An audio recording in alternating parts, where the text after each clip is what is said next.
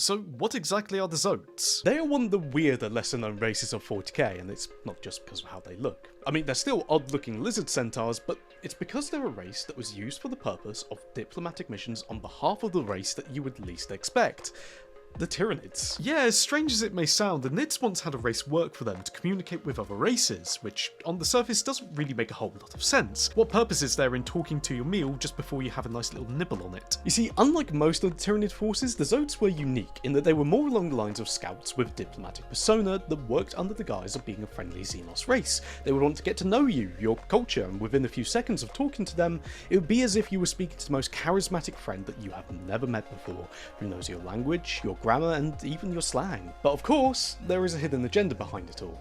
They are able to pick up on all there is to know about you because they are insanely intelligent, and with their intelligence, they would use it to take in all manner of data. Upon first contact, they would begin to take in all that there is to know about you, but the most important information would be to see how well the Tyranids would be able to assimilate the target species. The Zoats work kind of like how Broodlords and Gene Stealers work, only having a much nicer persona about them and less gene manipulation going on. Now, not much is truly known about the Zoat race as a whole, but it has been whittled down to them either being created, or at least heavily augmented, and well owned, if you catch my drift. So why is it that we don't really see them much, if at all, in the current 40k setting?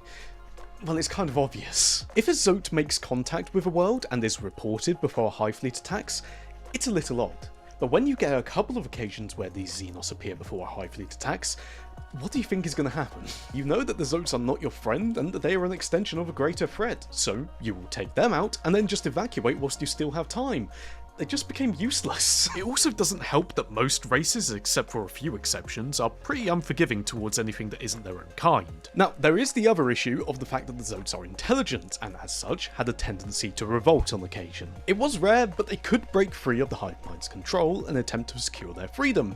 More often than not though, many small bugs beat big damn lizard. Either way, it appears that the Zoats outlived their usefulness and were more than likely either consumed by the Nids or have just moved into other roles, as they have been seen, albeit very rarely, working within other Hive ships. However, most sightings are of the nomads who are wandering across the galaxy, solely just looking out for themselves. Not much is really known about what they are up to, other than they seem to be collecting and trading data whilst also finding various technologies, but almost all sightings say something in common.